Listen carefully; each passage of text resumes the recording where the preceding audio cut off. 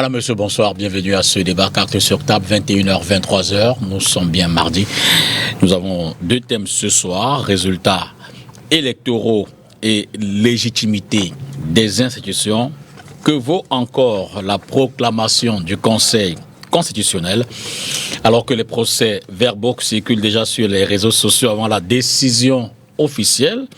La légitimité du Conseil constitutionnel est donc mise à l'épreuve. Ce phénomène interroge la confiance des citoyens dans les institutions et la solidité du processus électoral. Le deuxième thème, la guerre de communication post-électorale entre vérité politique et manipulation médiatique. La période post-électorale est devenue un champ de bataille informationnel où chaque camp revendique sa propre vérité.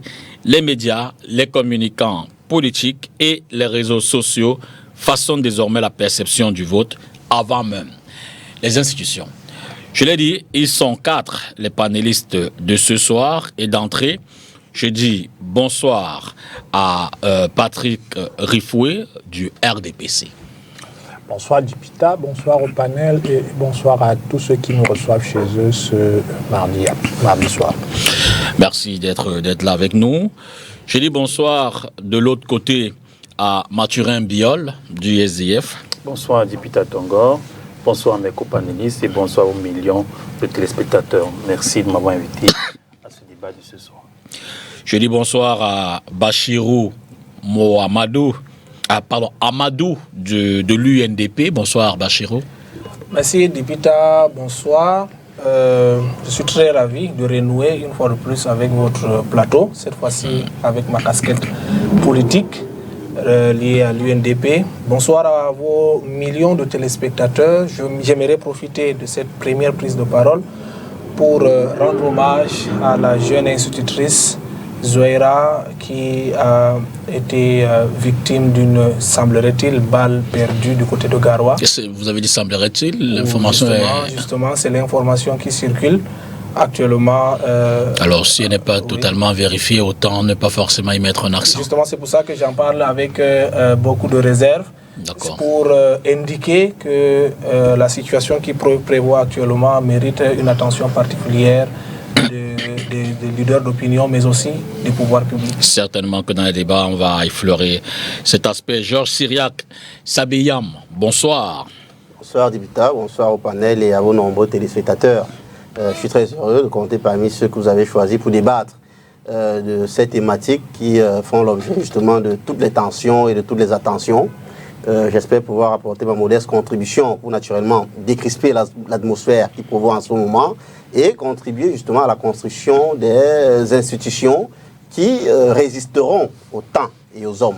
Donc je suis très heureux de compter parmi vous. Je signale que vous êtes analyste politique. Alors messieurs, on va d'abord prendre la transition. Êtes-vous serein à la veille de cette séquence, j'ai failli dire les dernières heures, de la grande phase électorale? On a commencé par la phase préélectorale avec la convocation du corps, la période de campagne électorale, le jour de l'élection. On a eu les dépouillements. On a terminé avec la commission nationale de recensement général des votes. Désormais, nous sommes au Conseil constitutionnel. Demain, le contentieux. Et puis après, la proclamation. En tant qu'acteur politique, messieurs des partis sur le plateau, êtes-vous serein? Bachirou? Oui, comme toujours, l'UNDP a toujours attendu ce grand moment avec beaucoup de sérénité, surtout parce que nous avons toujours été un parti républicain qui respecte les institutions, mais qui accepte aussi, au-delà de ce respect que nous vouons à ces institutions, qui accepte de contribuer de manière significative à l'amélioration de la façon dont ces institutions fonctionnent. Oui, nous avons participé à cette foire républicaine qu'est l'élection présidentielle au Cameroun. Nous attendons sereinement que l'institution en charge de la proclamation officielle des résultats puisse rendre sa copie et que les Camerounais puissent en prendre acte. D'accord. Patrick Rifoué? Non, mais écoutez, nous attendons sereinement le prononcer des résultats de cette élection présidentielle. Mais je pense que la question que vous posez n'est pas liée au fonctionnement institutionnel et au processus, à la poursuite et à la clôture du processus électoral. La question que vous posez est liée au fait qu'on voit bien qu'il y a des appels d'un certain nombre d'individus qui se trouvent à l'extérieur du Cameroun et qui appellent les jeunes qui a se lever, qui a tout cassé, qui a à voir son bidon d'essence, ainsi de suite. Et on constate d'ailleurs qu'il y a, dans certaines villes, il y a eu quelques poussées de fièvre qui font qu'on peut avoir des appréhensions pour les jours à venir. Je crois d'ailleurs que c'est dans cet esprit que les autorités préfectorales ont entrepris de rencontrer un certain nombre de leaders d'opinion pour appeler à la paix et à l'apaisement, parce que effectivement, face à ces discours va-t-en-guerre d'individus qui, bien entendu, ne sont pas là, qui ne battront pas le macadam, dont les vies sont en chantier, mais qui vous disent qu'il faut tout casser, on va reconstruire. Bon, quand vous dites qu'il faut tout casser, on va reconstruire, il faut déjà montrer ce que vous avez construit précédemment. Parce que très souvent, ils n'ont rien construit, même pas leur propre vie. Et vous dites on va tout reconstruire. Non, ce n'est pas sérieux. Ce sont des discours qui sont totalement irresponsables. Et effectivement, je joins ma voix à celle des autorités qui appellent les Camerounais au calme dans cette période. Et je leur demande de ne pas céder aux sirènes de ceux qui se sont constitués diablotins. Les diables, il n'y en a que des mauvais. Le bon diable, ça n'existe pas. Mathurin. Oui, nous sommes sereins. Le SDF, c'est un parti, n'est-ce pas, qui compte parmi les plus âgés de la nation, les plus expérimentés. Donc, nous en avons vu, n'est-ce pas, d'autres moments comme ceci. Donc, le chairman du SDF, l'honorable Joshua aussi, a dit que nous avons constaté que nous ne sommes pas les vainqueurs de cette élection et nous nous confions maintenant à l'attente, n'est-ce pas, des résultats qui seront proclamés par le Conseil constitutionnel. Nous avons appelé nos militants à rester calmes, sereins, et par la suite nous aviserons suivant ce qui sera, n'est-ce pas, obtenu comme résultat et comme peut-être position des uns et des autres après cette proclamation des résultats. Georges Syriac, sur la même question, sérénité en tant qu'analyste? Une sérénité mitigée parce que d'une part, on se réjouit de l'éveil citoyen qu'on a pu remarquer au cours justement de ces échéances électorales, qui n'est que la conséquence de l'ensemble des émissions, des débats que vous organisez au quotidien et qui nous permettent de planter dans les esprits et dans les cœurs les outils d'analyse, les outils de droit, les outils de participation citoyenne. Ça a témoigné de la maturité justement du peuple camerounais à s'engager pour des élections libres, transparentes. Mais d'autre part, on est très vite rattrapé par des suspicions, on est très vite rattrapé par des doutes qui pèsent justement sur la véracité de ce qui sera dit de ce qui a été dit par les unes. Et je me réfère justement au communiqué de l'évêque de Bafoussam et plein d'autres organisations qui, après avoir apprécié le déroulé du scrutin, ont quand même lancé des doutes sur ce qui sera effectivement prononcé et qui ne pourra ne pas refléter la véracité des unes. Donc voilà pourquoi cette sérénité elle est mitigée. Et vous pouvez voir aujourd'hui les mouvements de part et d'autre pour matérialiser ou alors témoigner ces suspicions-là. Et nous pensons effectivement que les émissions comme celle-ci vont davantage contribuer à construire des institutions fortes qui vont justement empêcher qu'il y ait désormais des doutes sur non seulement les organisateurs des processus électoraux, mais également qui vont renforcer la sérénité et la confiance dans les institutions. Je rappelle donc le thème par lequel on va démarrer tout à l'heure après la transition, résultats électoraux et légitimité des institutions. Que vaut encore la proclamation du Conseil constitutionnel? Transition et on revient derrière. Alors, cher monsieur, que vous inspire la publication anticipée, j'ai envie de dire, des résultats électoraux avant la décision de l'instance habilitée à le faire? Bachirou. Bien, monsieur Dipita, déjà, cela m'inspire d'abord une profonde inquiétude. Profonde inquiétude en ce sens que quand nous observons déjà les PV circuler, la loi manifestement méprisée, parce que nous voyons des communiqués qui sont bottés en touche des autorités. Je prends l'exemple des communiqués qui interdisent par exemple la publication des tendances, et on voit de part et d'autre des individus le faire, la publication des procès-verbaux vrais ou faux sur les réseaux sociaux. Lorsque nous voyons un candidat se déclarer vainqueur d'une élection, je pense que nous sommes au-delà déjà d'un débat d'idées, mais d'un acte de rupture avec l'ordre républicain qui devait être conservé.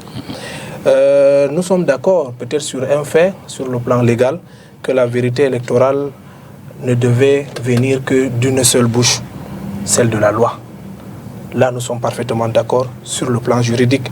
Mais si la société ne croit plus à cette bouche, ou alors si la société se comporte comme une fille qui ne croit plus à cette bouche qui est censée être la vérité, d'autres voix pourront, ou alors d'autres voix se lèvent, et parfois de manière désordonnée. Et c'est ce que nous sommes en train d'observer dans notre pays. Nous avons l'impression que c'est la conséquence de cette rupture de confiance entre le peuple et ses institutions. Et malheureusement, c'est le résultat donc de ce mépris des signaux d'alerte que nous avons passé le temps à donner à nos gouvernants. Figurez-vous que ça fait plusieurs années que l'opposition camerounaise, au rang duquel le parti que je représente sur ce plateau, mon parti, l'UNDP, lance des appels incessants à nos gouvernants pour qu'il y ait réforme de nos textes encadrant le processus électoral. Je parle notamment du code électoral, je parle notamment de tout ce qui encadre ce processus électoral. Une sourde oreille qui peut être interprétée comme étant du mépris nous a été opposée. Je peux donc dire que c'est peut-être la résultante donc de cette sourde oreille que nous sommes en train de voir ce désordre. Ce désordre qui consiste à aller dans tous les sens au mépris de la loi, parce qu'en réalité, on a le sentiment que les Camerounais désespérés, qui manifestement n'ont plus confiance à ces institutions, qu'ils pensent être au service d'un individu mieux, au service d'un régime, c'est peut-être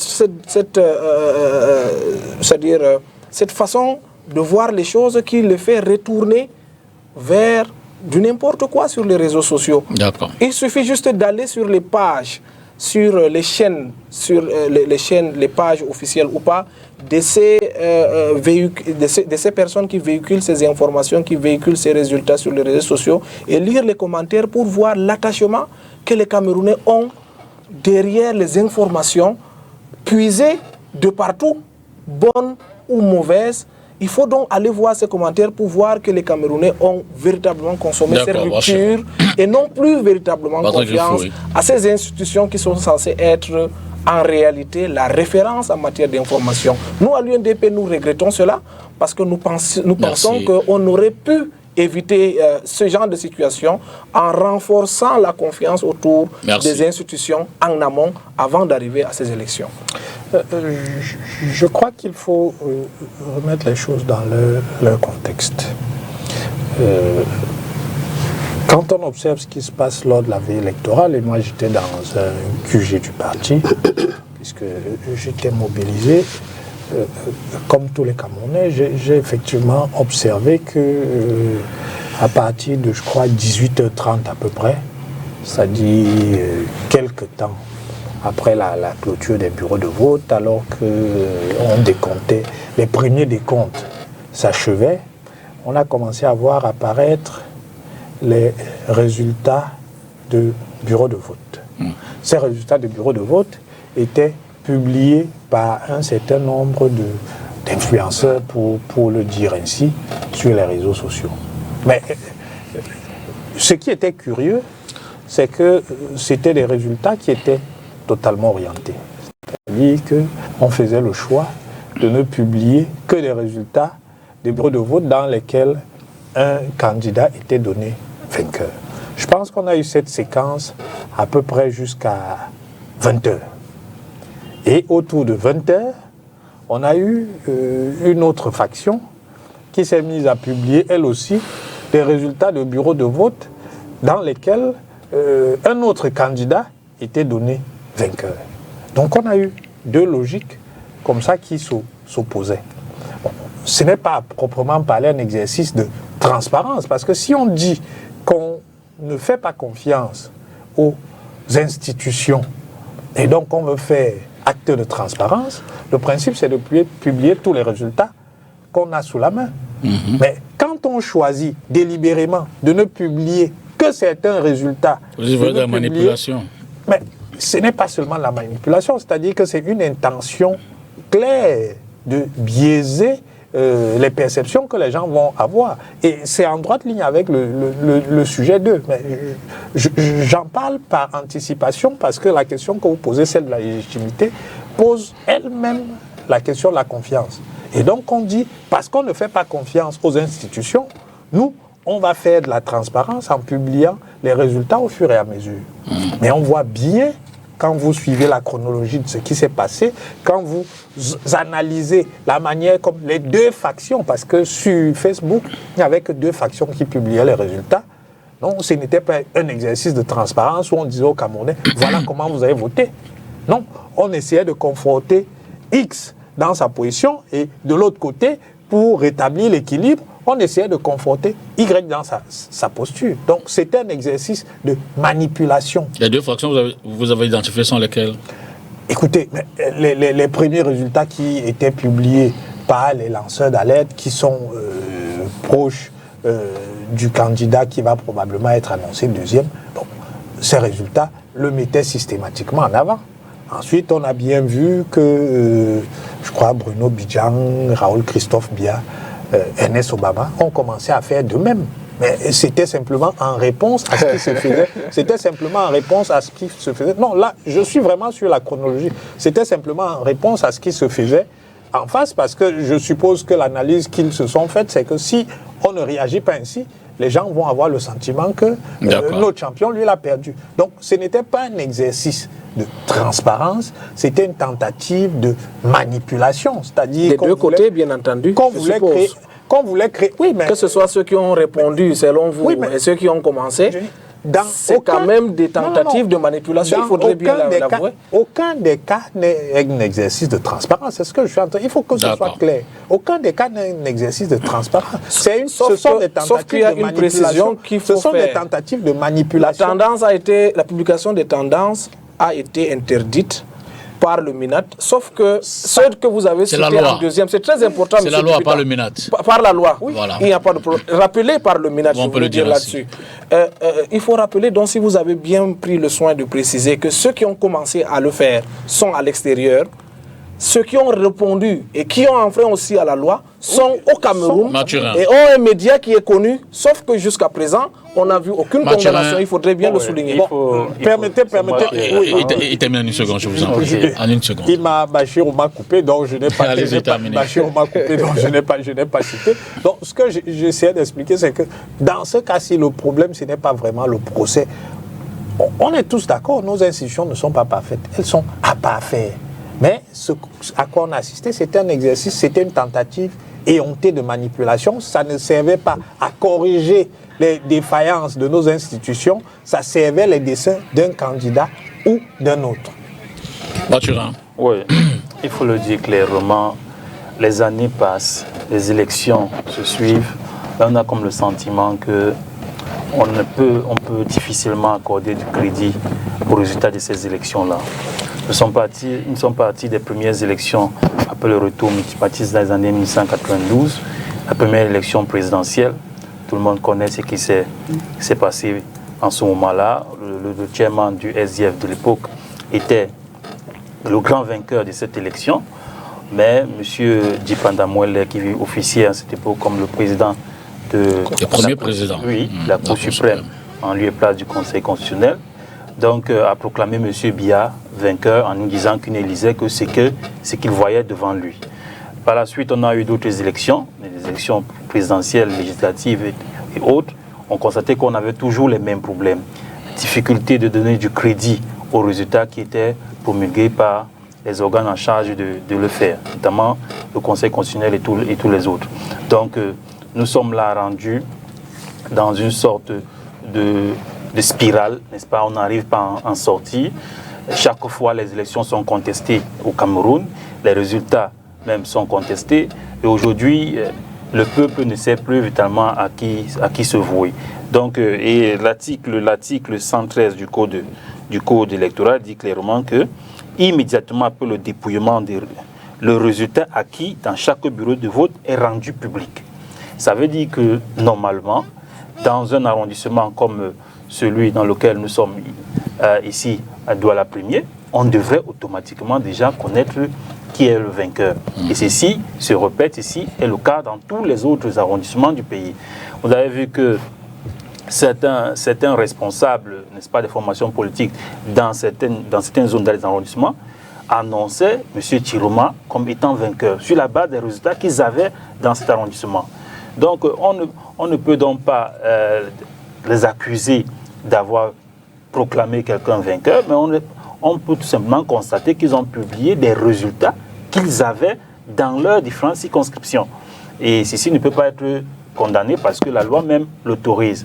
Mais c'est vrai que... Est-ce que la loi l'autorise? Je dis que le code électoral dit que immédiatement après le dépouillement, le résultat acquis dans chaque bureau de vote est rendu public. Donc du moment où c'est déjà rendu public dans et le affiché bureau de vote. Dans le bureau de vote.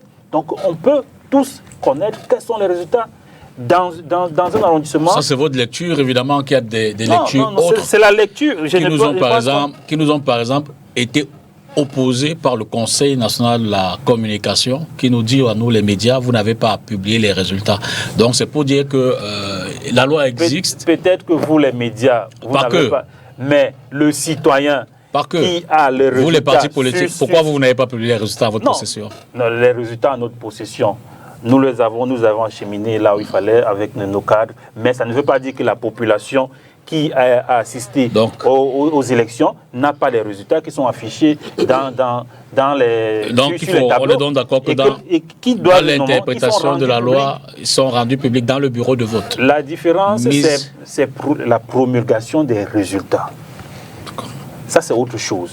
Mais rendre public le résultat qui a été acquis dans un bureau de vote, ça, ce n'est pas interdit par la loi. Oui, mais... Donc, là encore, sans te couper, Mathurin, si tu permets, il y a un petit souci dans ce qui s'est passé. C'est-à-dire que les gens prennent sur eux de filmer les résultats sortis des urnes, ce n'est absolument pas interdit, puisque la publication du décompte est publique. Sauf que je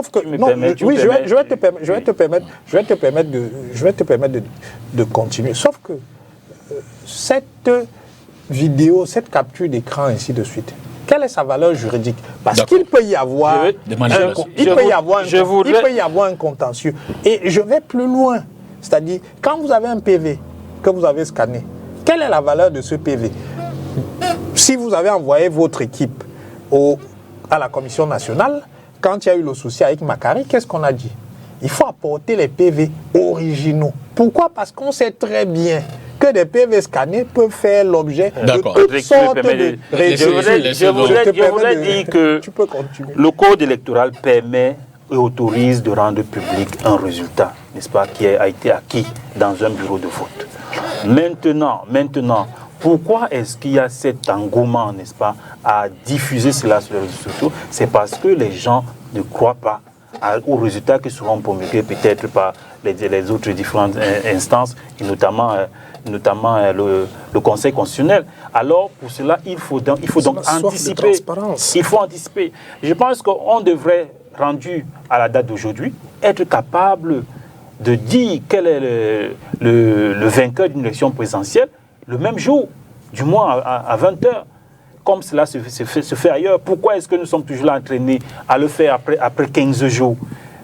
Pourquoi est-ce que nous sommes dans cette situation? C'est parce que justement, il y a ce besoin-là, soit de manipuler les résultats, soit de manipuler les chiffres, n'est-ce pas, pour pouvoir aboutir à la proclamation d'un résultat qui n'est pas celui qui est issu des urnes.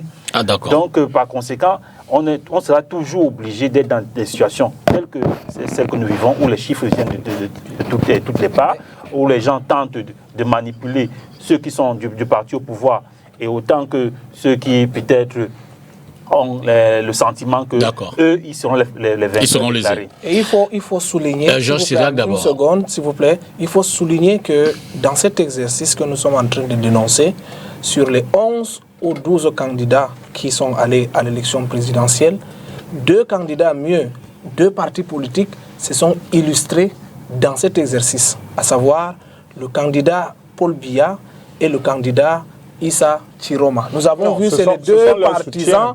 Justement, c'est les deux partisans de ces deux candidatures, parce que nous pensons que cette façon de faire a une conséquence. Historiquement, nous savons ce qui s'est passé au Kenya en 2007, alors que Georges en Côte d'Ivoire en 2010, lorsque les résultats ont été donnés de façon parallèle. Ça a conduit à des crises graves. Alors Georges, vous allez Je pense que si on en arrive, vous serez vraiment responsable. Vous allez analyser la première question et embrayer avec la deuxième.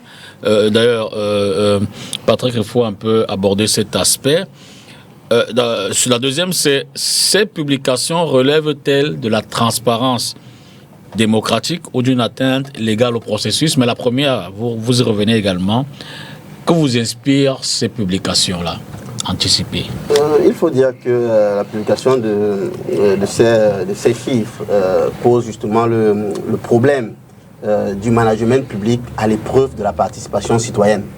Il faut dire qu'avant la démocratisation du numérique, la légitimité de ces résultats justement souffrait d'une certaine valeur, d'une certaine authenticité, dans la mesure où il n'était pas possible à tout le monde, parfois au même moment, de partager ou alors d'apprécier ces résultats. Du coup, avant la démocratisation justement du numérique, c'est-à-dire avant l'avènement du numérique, ces résultats souffraient effectivement d'une certaine légitimité. Mais depuis quand même 2018, avec l'éveil citoyen, avec les informations qui sont véhiculées autour justement des scrutins, des phases électorales, avec les dispositions du code électoral qui parlent justement de la publicité des résultats, ces chiffres ont davantage pris une autre tournure, ont davantage pris une valeur importante, dans la mesure où chacun, peu importe l'endroit où il se trouve, à partir d'un téléphone, peut justement avoir accès aux résultats d'une salle au bout du pays. Toutefois, après avoir dit ça, il faut dire que la légitimité de ces chiffres se heurte à la légalité de ces chiffres. Parce qu'effectivement, le code qui encadre non seulement la publicité de ces chiffres, a encore prévu les organes en charge de rendre cela public. C'est-à-dire que nous, le fait pour un citoyen lambda de filmer, c'est une bonne chose. Il y a de la légitimité, ça se voit, mais sauf que ça se heurte à la légalité. Donc il faut donc faire cette différence-là entre la légitimité des résultats publiés dans un bureau de vote et leur légalité qui, justement, est dans un béton armé, parce que là il faut partir de telle commission à telle commission enfin pour arriver au Conseil constitutionnel qui doit se prononcer.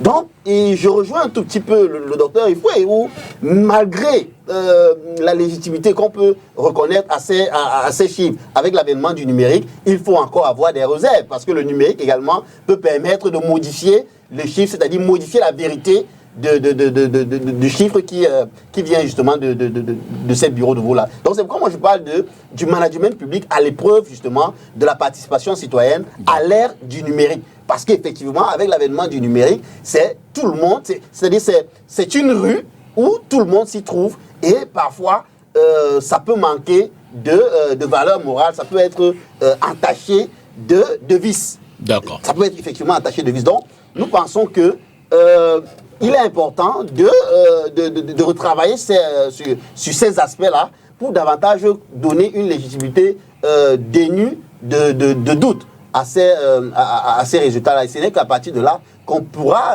effectivement être serein sur la qualité justement des résultats.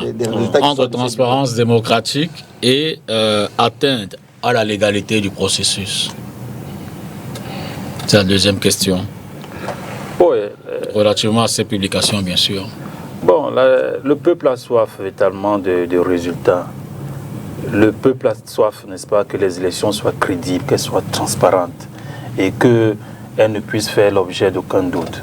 Lorsque des combattants, des adversaires arrivent sur le ring, les règles sont connues et chacun, n'est-ce pas, s'exprime suivant ces règles-là. Et tous ceux qui observent, n'est-ce pas, les spectateurs, attendent que, suivant ces règles-là, qu'on obtienne un résultat qui est crédible. Mais ce n'est pas le cas. Ce n'est pas le cas au Cameroun. Donc, tout le monde doute des résultats. Et je vous dis qu'au fur et à mesure que le temps s'écoule, toutes les institutions de la République, n'est-ce pas, du moins celles qui sont en charge d'organiser les élections, perdent leur crédibilité. Et vous voyez qu'actuellement, vous nous avez demandé tout au début si nous étions sereins. Nous pouvons être sereins en tant qu'acteurs politiques parce que, je vous l'ai dit, le SDF, c'est un parti très expérimenté. Nous avons vécu quasiment depuis le retour au multipartisme toutes les élections. Donc, mais ce n'est pas le cas des citoyens, surtout des jeunes citoyens d'aujourd'hui qui n'ont pas forcément connu les élections de 1992 et qui ne connaissent pas quelle est la situation, comment est-ce que les choses peuvent dégénérer. Parce que, pour ce qui concerne jeudi, beaucoup sont en train de, n'est-ce pas, sont pleins d'appréhension et se demandent s'ils vont devoir sortir pour aller au travail ou alors s'ils vont, pour certains parents, est-ce qu'ils vont envoyer les enfants à l'école ce jour-là. C'est parce que, n'est-ce pas, il y a une crainte tout autour de ces résultats. Les Camerounais sont méfiants. Au fur et à mesure que nous nous rapprochons du jeudi qui est indiqué comme étant le jour où les élections les résultats seront proclamés par le Conseil constitutionnel, au fur et à mesure qu'on se rapproche ce jour-là, la tension monte et les peurs ne font que, n'est-ce pas, grandir dans les cœurs des concitoyens. Donc les acteurs politiques peuvent, parce que, bon, ils sont des acteurs politiques, ce sont eux qui vont peut-être devoir porter les revendications des citoyens ou alors canaliser ces revendications-là si elles se font de façon spontanée parce qu'on ne sait pas comment les gens vont réagir dans les quartiers, on ne sait pas comment les jeunes vont réagir. Nous qui sommes les acteurs politiques qui seront appelés à canaliser leurs réactions ou alors à les amplifier. Donc voilà pourquoi nous disons que si ces résultats, n'est-ce pas, sont entachés d'irrégularités et qui ne sont pas véritablement légitimes, il est fort à parier qu'on puisse traverser des moments qui seront très difficiles. Bachirou, cette publication relève-t-elle de la transparence démocratique ou simplement d'une atteinte à la légalité du processus? Bien, je vais toujours marteler ce que j'avais dit tout à l'heure à l'entame de mes propos. Il s'agit là d'un silence institutionnel insupportable par un peuple qui est en train d'évoluer à l'ère du numérique. Et à partir de cet instant, il était important de faire avancer nos textes, nos lois, pour que ces lois s'arriment à l'ère du numérique ou alors à la génération actuelle. Il est de nos jours difficile, j'ai envie de dire que c'est une sorte d'imbécilisation des Camerounais de penser que un résultat qui vient d'être rendu public dans un bureau de vote... J'enlève imbécilisation. Je censure le mot. D'accord, je le retire. Merci. C'est-à-dire, pour continuer, c'est-à-dire croire qu'un Camerounais qui vient d'assister à la publication d'un résultat dans son bureau de vote peut se réserver de le publier peut-être sur son statut ou sur les réseaux sociaux. Parce qu'il faudrait peut-être même faire une nuance entre publier les résultats et proclamer le résultat tel que le prescrit par la loi. La publication, c'est juste à titre informatif. Bien entendu, ça ouvre peut-être des brèches à des manipulations et autres. Elle enchante le bureau de vote. Bien entendu, à partir du moment où, quand on parle même déjà des officines qui le font sur les réseaux sociaux, il faut voir aussi à côté des citoyens qui ont soif de changement, qui le font Et c'est à partir donc des publications sur les fils d'actualité des citoyens camerounais que nous arrivons, que chaque follower arrive à se faire une idée de ce qu'on peut considérer comme étant sa tendance. Donc la publication en elle-même, pour ma part, nous pensons qu'à l'heure actuelle est inévitable. Juridiquement, on peut penser qu'il s'agit d'une atteinte à la légalité du processus électoral. Mais lorsque nous entrons sur le plan politique, disons politiquement et moralement, cela traduit une soif de transparence que le peuple camerounais est en train d'exprimer et que nos institutions n'arrivent pas à satisfaire. Le message est clair derrière cette façon de faire est que le peuple ne veut plus de zone d'ombre dans ce processus. Ceux qui publient les résultats avant l'heure peut-être ne défendent pas la loi, mais défendent une volonté manifeste de transparence et de vérité.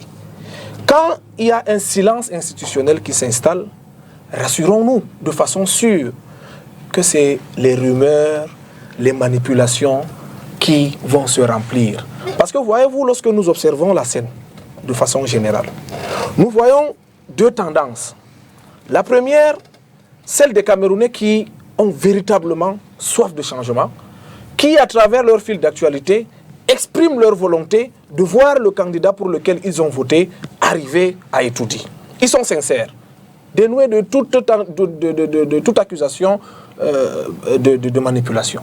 La deuxième tendance, là tout le monde est d'accord, c'est celle-là dont des individus, j'ai envie de dire, tapis dans l'ombre, qui sont en train d'œuvrer depuis un bon temps pour que l'embrasement soit total, pour que les Camerounais soient véritablement fâchés et peut-être agissent dans la colère pour un objectif bien précis. Avant de venir ici, j'ai vu une publication où, vers 16h, un lanceur d'alerte... Si ce n'est pas une information... Ce n'est pas une information. Un lanceur d'alerte aurait demandé, j'allais dire, Bachirou, à des personnes de faire X choses. Bachirou, il est important pour nous de ne pas nous faire des relayeurs, des informations. Non, je suis pas je sais comment je vais passer l'information. C'est très important dans l'objectif de sensibiliser. Parce que quelqu'un qui n'est pas au Cameroun vous informe mieux de ce qui se passe dans votre quartier. J'ai vu une information d'un lanceur d'alerte, soit peut-être qui s'est retrouvé de toutes les façons hors du Cameroun, qui nous informait d'une bagarre qui aurait eu dans un bureau de vote de mon quartier. Et où il a pris tout le soin de porter des accusations sur les acteurs qu'il a bien pu désigner lui-même. Et arrivé à la conclusion selon laquelle il s'agissait d'un cas de fraude manifeste. À la fin, la conclusion, c'était de demander aux Camerounais de se ruer vers ce bureau de vote et aller faire des sales besoins. Lorsque je me suis rapproché, parce que j'étais justement à côté, lorsque je suis allé vers ce bureau de vote, je me suis rendu compte que c'était tout à fait le contraire. Je mesurais donc à quel point, quand je lisais les commentaires, les Camerounais sont en quelque sorte naïfs et gobent de temps en temps à du n'importe quoi. On a donc deux tendances, comme je le disais, M. Dipita. Une tendance sincère qui s'est exprimée et qui est prête à défendre leur vote en toute sincérité. Cette tendance existe. Contrairement à des communicants comme Dr Rifoué qui pensent que tout le peuple camerounais est derrière leur champion. Non, il y a une tendance qui est véritablement fâchée. Ce mot, le peuple camerounais, là, qui est... Justement, il faudrait donc qu'on soit sérieux. Qui finalement devient photo. Donc il y a donc cette tendance manipulatrice et cette tendance sérieuse qu'il faudrait absolument prendre au sérieux. Alors Patrick, vous avez déjà quand même effleuré la question sur la transparence. On va évoluer avec vous. Alors, dès lors, avez-vous le sentiment que le Conseil constitutionnel, organe légal et même légitime, est-ce qu'il conserve encore son autorité morale sur la question et même symbolique face à la circulation incontrôlée de ces chiffres? Est-ce que finalement, il n'y a pas cette perte de confiance qui semble décrédibiliser, surtout quand on constate l'impact que les informations qui circulent sur les réseaux, et Bachir va en donner un exemple. On a pu voir l'exemple de Bafoussam, où une représentante d'un candidat a été annoncée prise en otage et finalement, ce n'était pas le cas. Est-ce que, pour résumer la question, le Conseil conserve-t-il encore son autorité morale et symbolique? Comment restaurer la confiance citoyenne dans un contexte où la parole est donc contestée, dans un contexte où la parole institutionnelle est remise en cause, est contestée? Il n'y a pas longtemps, j'ai échangé avec un aîné qui ne vit pas au Cameroun. Et l'observation qu'il faisait était celle de savoir que lorsque vous lisez les réseaux sociaux, vous avez le sentiment que le Cameroun est en train de brûler. Mais ça, c'est le dessein d'un certain nombre d'individus qui souhaitent que le Cameroun soit à feu et à sang et qui travestissent les faits. On va y revenir certainement tout à l'heure quand on parlera de la guerre d'information, qui travestissent les faits. Donc, ces gens prennent prétexte effectivement du besoin de transparence des Camerounais pour les manipuler en fait. C'est-à-dire que parce qu'il y a une demande de transparence, ils profitent de cette demande de transparence pour essayer de manipuler les gens. Et vous avez bien vu l'exemple que lui il prend, il est dans un quartier, on lui dit qu'il y a une situation dans un bureau de vote, il y va, il se rend compte, en fait, il n'y a rien.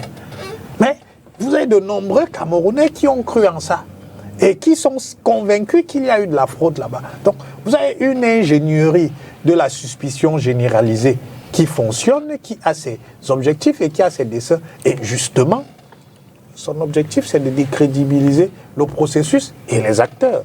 Donc, remettre en cause le rôle et la centralité d'une instance comme le processus électoral.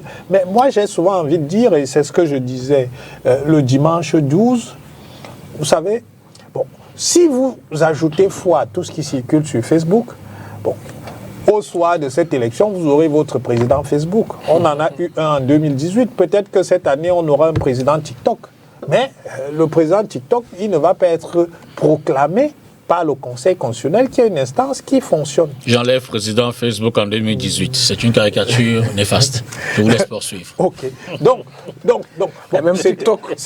Oui. Évidemment, si on enlève Facebook, il est clair que sa sœur TikTok est censurée. Je le dis, l'expression est malheureuse, mais je n'en ai pas trouvé de meilleure pour une raison très simple, c'est que... Bon, il n'en existe pas. Je vous laisse poursuivre votre développement. Vous avez des individus qui installent des présidents élus sur ces plateformes-là, en marge du processus et des acteurs légitimes pour proclamer les résultats. Et là, vous parliez du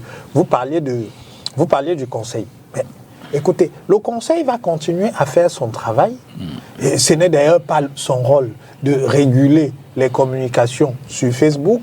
Ce n'est pas son rôle de faire la police du cyberespace. Ce n'est pas son rôle d'arbitrer les batailles d'opinion qu'il y a dans ces espaces-là. Et moi, j'ai même le sentiment, en réalité, que au vu de la manière dont les batailles d'opinion sont polarisées, au vu du niveau de manipulation qu'il y a de nos masses, que le temps de latence qu'on laisse entre le jour de l'élection et la proclamation est un temps, cette suspicion-là. Pour moi, c'est un temps sain. Pourquoi je dis que c'est moi, je considère que c'est un temps sain. Peut-être il y a des voix qui s'élèvent pour dire, un peu comme ailleurs, si on a voté de 8h à 18h qu'à 20h au plus tard, qu'on ait les résultats. Je suis désolé, vous savez, Bachirou indiquait tout à l'heure que les Camerounais sont naïfs. Tous les Camerounais ne sont pas naïfs. Mais on a bien vu, quand vous suivez les commentaires, ce qui se passe sur les réseaux sociaux, que de très nombreux Camerounais sont naïfs. Nous ne sommes pas la France et les Camerounais ne sont pas les Français. On n'a pas le même niveau de maturité. Donc quand vous nous dites qu'il faut que nos institutions soient à ce niveau, je dis non. Il faut être prudent. En même temps, ce n'est pas non plus une sagesse qu'on attribue au peuple camerounais. Ouais. Il faut être prudent. Pourquoi il faut être prudent, monsieur Dibita? On peut aspirer à cette maturité-là. Oui, ça viendra avec le temps. J'ai d'ailleurs envie de préciser, parce que les gens semblent ne pas bien comprendre la démocratie. Ceux qui ont créé la démocratie et qui ont institué le fait que ce soit le peuple qui choisisse un dirigeant avaient bien conscience des risques qu'il y avait, parce qu'eux aussi étaient prévenus de ce que la grande majorité des citoyens qui seraient un jour appelés à voter pourraient être manipulés. Donc c'est pour ça qu'ils ont dit qu'en même temps qu'on instaure la démocratie, il y a un travail conséquent d'éducation qu'il faut réaliser. Mathurin reprend la parole. Permettez que je chute. Donc, j'expliquais que pour moi, il est sain qu'il y ait un temps de latence parce que quand vous avez une situation tendue comme la situation du dimanche, supposez qu'on ait proclamé un candidat ou l'autre. Écoutez, le camp d'en face serait sorti dans la rue. Mais le temps de latence aussi, le temps de latence aussi n'empêche pas ces tensions. Moi, je pense veux dire que par exemple, regardez toutes les réunions, tous les appels au calme, toutes les concertations qui se font alors que le résultat est annoncé pour jeudi. Le temps de latence, on a eu tout le temps de latence pour évacuer la pression, mais on n'a pas l'impression qu'elle est tombée. Effectivement, non, la pression prend toujours du temps à retomber et même après la proclamation des résultats, la pression ne sera pas totalement retombée.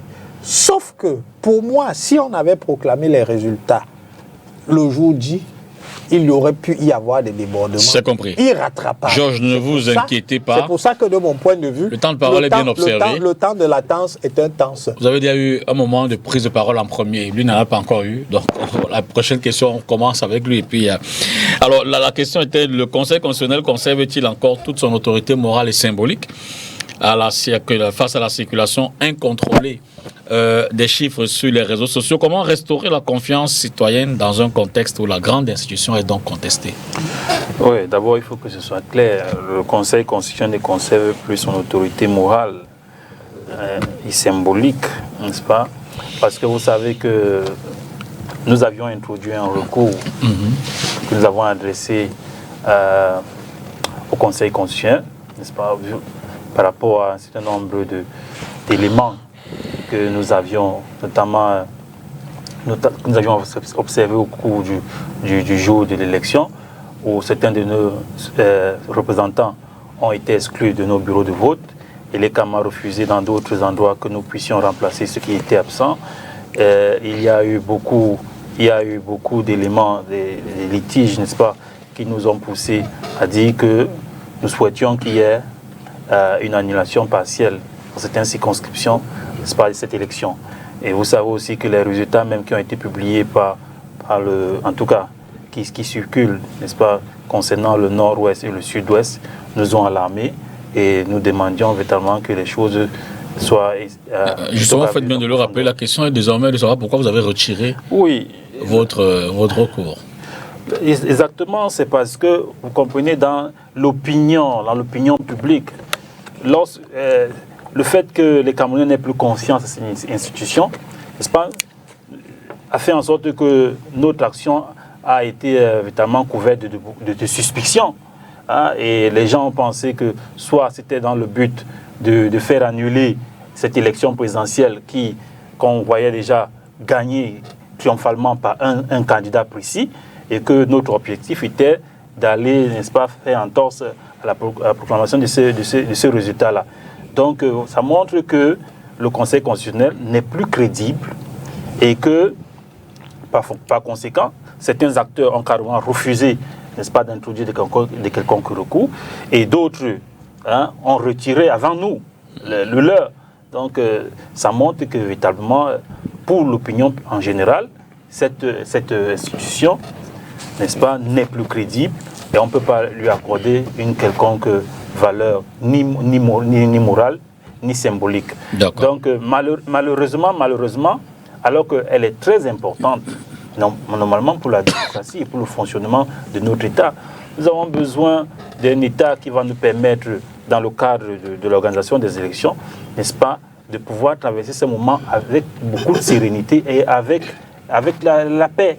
Mais si l'atmosphère, si le climat national, n'est-ce pas, est mis en difficulté du fait des élections, à chaque fois qu'on organise des élections au Cameroun, c'est dangereux pour le développement économique de notre pays.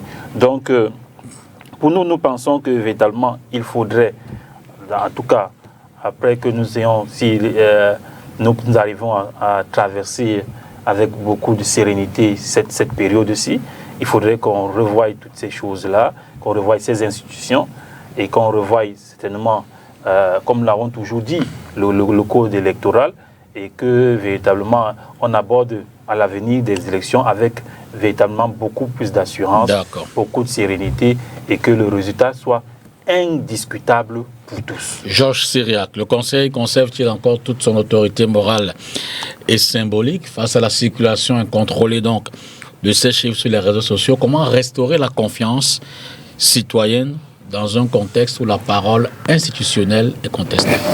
Le juge constitutionnel au Cameroun, en particulier en Afrique en général, conserve effectivement cet aspect symbolique dû justement au mimétisme en lien justement son homologue français. C'est-à-dire du point de vue de la forme, il y a encore cet habillage-là, mais il faut quand même relever que le juge constitutionnel en Afrique a quand même une originalité.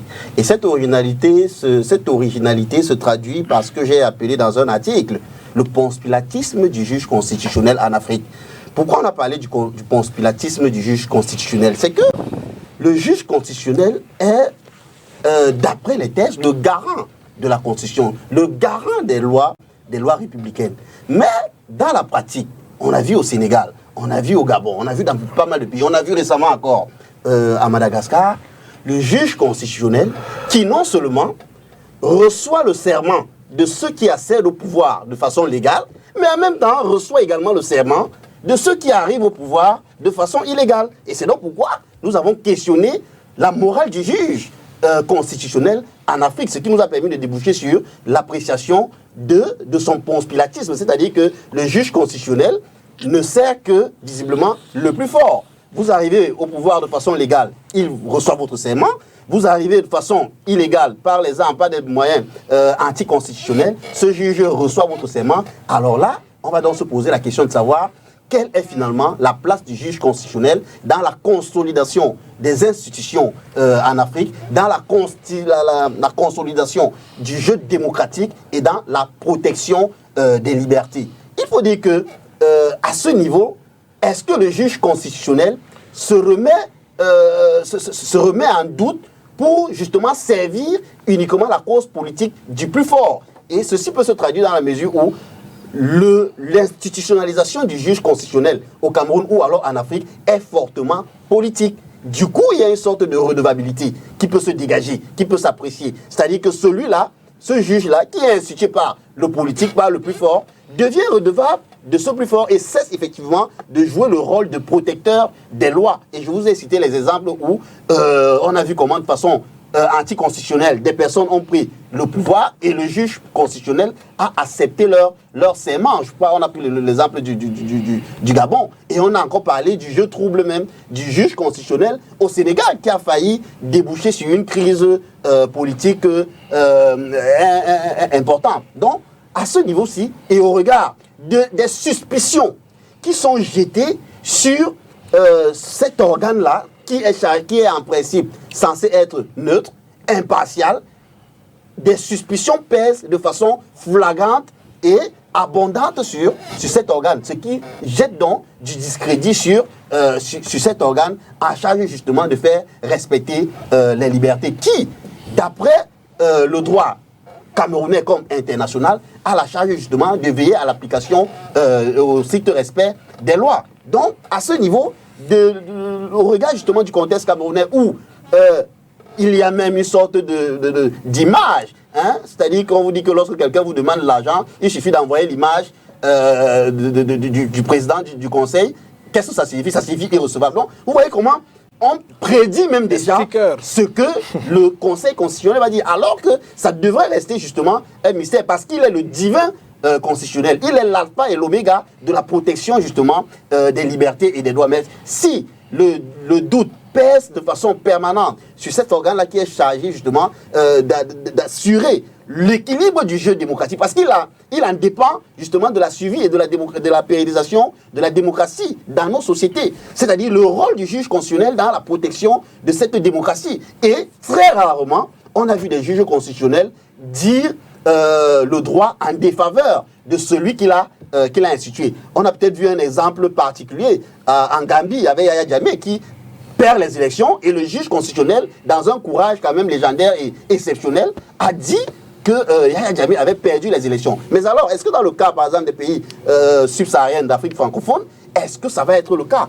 pourquoi des suspicions, pourquoi des doutes aussi flagrants pèsent justement sur cet organe-là, qui est l'alpha et l'oméga du contentieux électoral, qui est l'alpha et l'oméga de la protection des libertés. Donc, je crois qu'en fait, votre thématique est importante dans la mesure où le juge constitutionnel, désormais en Afrique, doit se remettre en question. Peut-être au niveau même de son institution, au niveau de la mise à plat de cet organe, peut-être revoir les mécanismes, c'est-à-dire sortir du mimétisme français qui veut que voilà, le président nomme tel autre nombre soit nommé par tel organe. Peut-être sortir de là et redonner un autre modèle d'une particularité africaine à cette institution-là, qui est une institution noble et qu'on veut justement impartiale et garante justement de nos libertés. Je pense qu'à ce niveau-là, on peut avoir un processus électoral fiable qui justement ne laisse pas planer le doute sur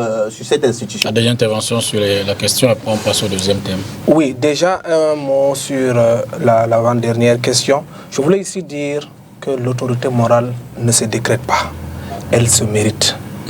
Il y a quelques années, quand on mettait en place le Conseil constitutionnel, il y avait une sorte de ouf de soulagement qui accueillait cette institution. Parce que si on peut considérer les Camerounais entre guillemets comme orphelins, le juge constitutionnel était considéré comme le parent de tout le monde, vers qui un recours vers lequel, lorsque le peuple n'a plus confiance, peut-être à ses dirigeants, doit se retourner. À partir de l'instant où ces juges constitutionnels, cet organe, le Conseil constitutionnel, est plutôt, c'est-à-dire mis en doute, ça pose un véritable problème. En théorie, le Conseil constitutionnel est la plus haute juridiction électorale. Ça, c'est un fait, tout le monde le sait. Mais dans l'esprit de beaucoup de Camerounais, il s'agit d'un prolongement de l'exécutif. Ils pensent que M. Clément Atangana, une fois assis, ne peut pas prononcer une décision en défaveur du pouvoir. C'est ce que les gens pensent. Et c'est la conséquence donc des tensions que nous observons. Et c'est ça qu'il faut absolument changer. Il y a un adage Peul de chez moi qui dit que lorsque le berger a failli ou alors failli ou dort, les brebis chercheront elles-mêmes le chemin du pâturage. Peut-être c'est ce que nous sommes en train d'observer. Parce que les gens sont presque convaincus que tous les recours de contentieux, je pense qu'ils commencent demain, auront une seule réponse à savoir irrécevable. Rien ne sera nouveau sur le soleil. Je pense que nous sommes dans un scénario d'un match de football où les Camerounais pensent que l'arbitre semble porter le maillot d'une équipe. Et il faut que ça change. Comment est-ce que le Conseil constitutionnel peut regagner la confiance des Camerounais? Je pense que c'est encore possible. Parce que comme je l'ai dit tantôt, à l'annonce de la mise en place du Conseil constitutionnel, tout le monde pensait que voilà un organe sur qui on peut compter. Le Conseil constitutionnel doit donc regagner la confiance en se réformant. Mais aussi, les lois y compris. Voilà pourquoi l'UNDP fait partie de ces formations politiques qui ont insisté et qui insistent toujours à ce qu'il y ait réforme de nos institutions. Il faut réformer la communication autour du Conseil constitutionnel. Quand le chef ne communique pas, le peuple va aller chercher l'information parfois à des mauvais endroits. Et il faut nécessairement qu'il y ait donc cette sorte d'examen de conscience. Parce qu'on peut bien croire que c'est le fruit d'une manipulation. Mais pourquoi est-ce que depuis que le Conseil constitutionnel siège dans ce pays, quand vous évaluez l'appréciation du résultat des verdicts, nous savons tous comment est-ce que c'est apprécié. Nous savons tous comment est-ce que les Camerounais accueillent. Mais l'analyste politique l'a bien souligné tout à l'heure.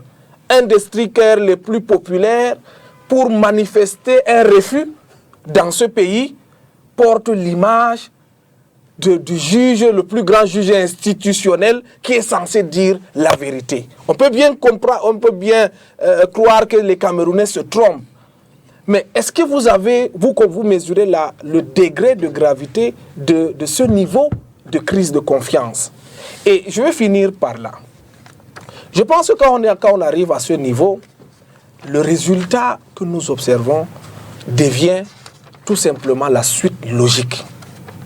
Il est important que le juge constitutionnel qui va siéger dans les prochains jours pour proclamer la vérité des urnes puisse sortir ce que moi je vais appeler comme un thermomètre pour prélever la température sociale d'abord, mais aussi dire la vérité, dire le droit, être conforme à leur âme et conscience comme le prescrit la loi, et de dire la vérité, parce que nous on pense, les tensions que nous sommes en train d'observer peuvent être résolues et calmées par la prononciation de la vérité des urnes. Parce que je pense que si la vérité des urnes est prononcée, il ne devrait en principe plus avoir de tensions comme nous l'observons. C'est regrettable de circuler dans une grande ville et de voir la peur peut-être se lire, la militarisation et autres. Tout ceci peut cesser si Papa Clément à Tangara s'assoit et dit « Aujourd'hui, je prends mes responsabilités parce que je suis le parent des orphelins en considérant les Camerounais comme orphelins parce que les Camerounais ne croient plus. » Il prendra ses responsabilités seulement quand il donnera le résultat que vous voulez ou alors quand le résultat sorti des urnes, comme je l'ai dit, M. Dipita. Que le résultat sorti des urnes. N'a-t-il jamais donné le résultat sorti des urnes? Il ne donne d'autres résultats. Vous voyez vous-même le résultat de l'appréciation des Camerounais. Si un sticker a été fabriqué pour manifester un refus à son image, vous avez la réponse. Ce sont les Camerounais qui comptent qui font le travail de l'ECAM ou de la Commission nationale de recensement général des votes. Bref, c'était juste une rhétorique. Hein. Alors, on va aborder le deuxième thème, la guerre de communication post-électorale entre vérité politique et manipulation médiatique. C'est juste derrière la transition.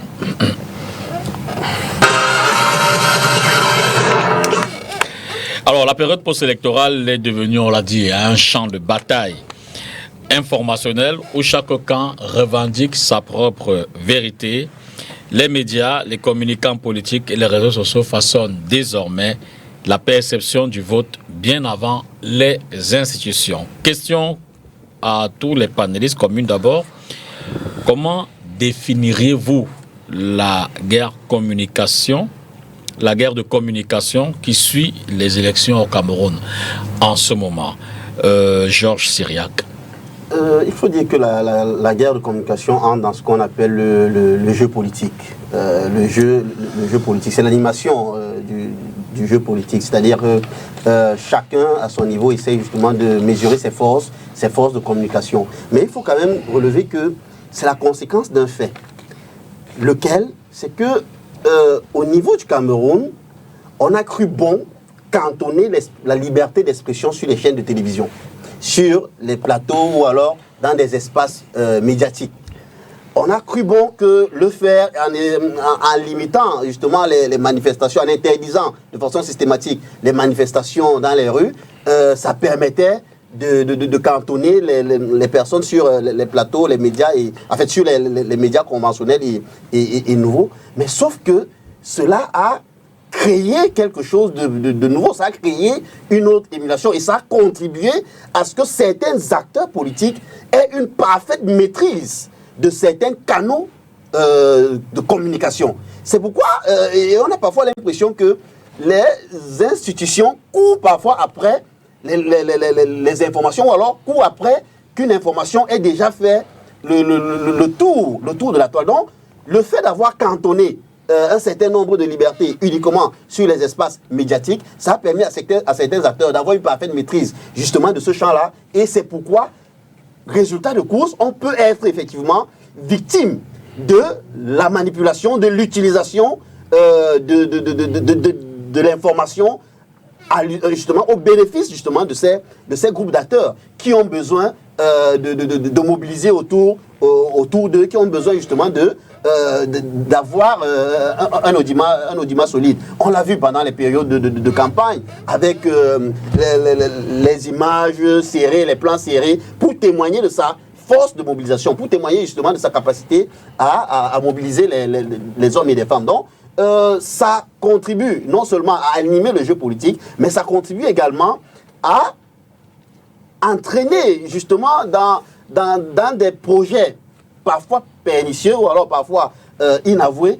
La masse des Camerounais souvent peut éduquer aux questions politiques, bien que je relevais tout à l'heure que les émissions de ce genre ont permis effectivement à nous autres de planter les germes de l'éveil civil, de l'éveil civique, de l'éveil citoyen, de l'éveil politique et juridique dans l'esprit des Camerounais, ce qui a justement conduit à cette émulation qu'on a vu autour justement de l'élection où les Camerounais étaient engagés, les Camerounais, les gens suivaient le vote et bien d'autres. Donc je crois que ça participe tout simplement du jeu politique qui mérite véritablement un encadrement, même pas un encadrement avec des propos violents. Parce que lorsqu'on voit, par exemple, dans le camp gouvernemental, des propos, la désacralisation du langage administratif. Pas que. Voilà, parce qu'en fait... Pas que dans le camp gouvernemental. Je veux dire que c'est un jeu d'acteurs assez... Oui, c'est pourquoi j'ai dit tout à l'heure que ces acteurs-là, à qui on a laissé uniquement le champ médiatique, c'est-à-dire leur interdisant les manifestations publiques, eux, ils ont pu utiliser ça et ils peuvent justement manipuler ça comme bon leur semble. Donc, j'ai tout fait de le relever. Mais sauf que sur la balance des accusés, l'État sera entièrement responsable. Parce que lui, il a l'intérêt supérieur de sacraliser le langage administratif. Lorsqu'on lit certains ministres avec un discours martial, alors là, ça ne contribue pas à avoir une communication fluide.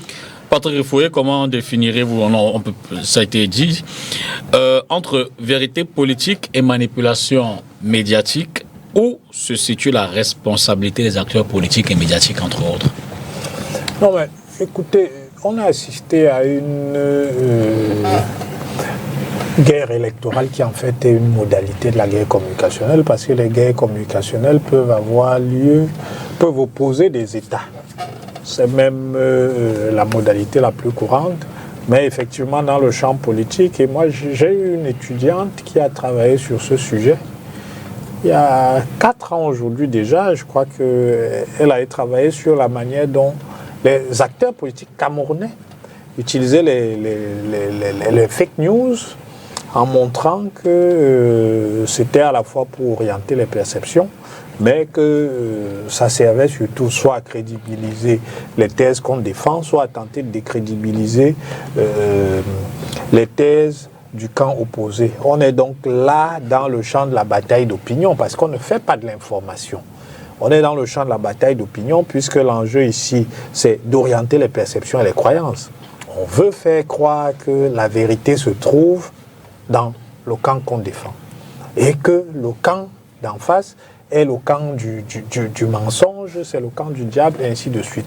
Et ce que je voudrais dire, c'est que contrairement à ce qu'on peut croire, c'est-à-dire contrairement à ce qu'au premier abord, on pourrait penser, la bataille communicationnelle de cette élection n'a pas commencé le 12.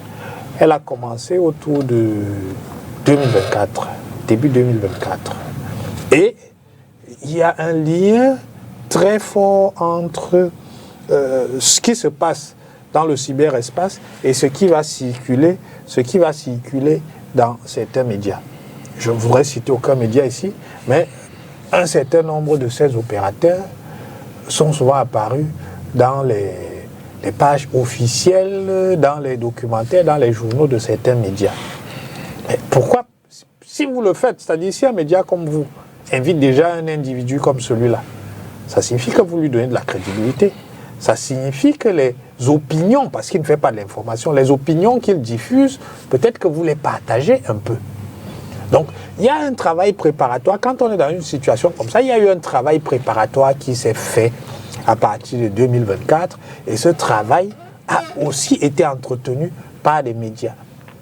Il fallait commencer par remettre en cause le processus électoral. Ça, c'était le premier état, ce qu'on appelle dans le jargon façonner le terrain. Façonner le terrain ici, l'objectif c'était de décrédibiliser les acteurs. Pourquoi est-ce qu'on le fait? Parce qu'en bout de course, Si dans les perceptions des individus, les acteurs ne sont pas crédibles, le processus est un processus qu'il sera légitime de dénoncer. Donc ça, c'est la première chose qu'on a faite.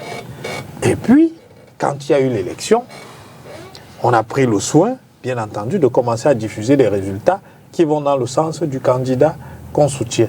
Mais pourquoi? Parce qu'à partir du moment où on va dénoncer les résultats qui sont ceux de l'instance habilitée, on a notre propre vérité, c'est-à-dire celle qu'on veut imposer à tout le monde. C'est pour ça que la scène de Bafoussam est une scène saisissante. Vous avez un individu qui s'amène au TGI, d'ailleurs, c'est-à-dire tout part d'un fake, c'est-à-dire qu'il y a des individus, parce qu'ils sont plusieurs, qui relaient la même information. Une dame qui représente une formation politique serait séquestrée. Et donc, il y a des gens qui s'amènent, et dans cette foule-là, il y a un individu qui dit que lui, il a la vérité des urnes. Bon, le président de la commission sort pour lui poser la question de savoir, mon ami, mais vous avez la vérité des urnes, ça c'est très intéressant. Donnez-nous donc cette vérité ici. Et tout le monde a constaté qu'il n'en était rien. Parce que dans cette bataille-là, la principale arme, c'est le faux document. Donc, ce sont des experts en fraude documentaire. On monte des fausses cannes, c'est-à-dire, si vous prenez, moi, quand j'ai vu le candidat Chiroma commencer à dérouler, à diffuser ces documents, au-delà des erreurs manifestes qu'il y a, il faut aller dans les PV, parce qu'ils vous disent qu'il y a des PV. Mais quand vous entrez dans les PV, vous vous rendez compte que pour un seul bureau de vote, il y a 4 PV, 3 PV. Bon, comment ça se fait? Puisque vous dites que c'est la vérité des urnes, il n'est supposé y avoir qu'un seul PV. Et quand je dis qu'il y a 4 PV, c'est-à-dire c'est 4 PV différents. Ce n'est pas le même PV qu'on a dupliqué. Donc, ce sont des documents qu'on invente, ce sont des faux audios. Notre camarade, le colonel Badjek, a été l'objet de ce fait, que RFI, qui est un média que vous connaissez très bien, a dû faire tout un papier pour dénoncer l'usage de ce fait. Donc, vous avez toute une industrie du fake qu'on met au service d'une opinion qu'on veut imposer aux individus. Entre vérité politique. Ce dont j'ai peur, c'est que avec le développement technologique, c'est-à-dire et le raffinement des outils, que les autres élections soient totalement prises en otage par ces outils-là, si on ne régule pas davantage, notamment sur le cyberespace, parce que au moins sur les médias traditionnels, c'est assez bien régulé, et même s'il y a eu des dérives, la grande partie de la sphère médiatique s'est conformée à la loi, mais on a bien vu que sur le cyberespace, les gens ne respectent rien et ils franchissent allègrement. Entre vérité politique et manipulation médiatique, où se trouve la responsabilité des acteurs politiques et médiatiques? Monsieur Dipita, il faut avouer que c'est une guerre sans armes, mais qui peut avoir des dégâts aussi dévastateurs qu'un conflit armé. Et c'est la raison pour laquelle nous devons faire très attention par rapport à cet aspect de la chose, surtout par rapport à cette guerre de communication post-électorale qui est observée. Il ne s'agit plus à l'état actuel d'un affrontement de discours entre candidats, mais une véritable bataille pour la possession de la vérité qui est observée actuellement sur le terrain.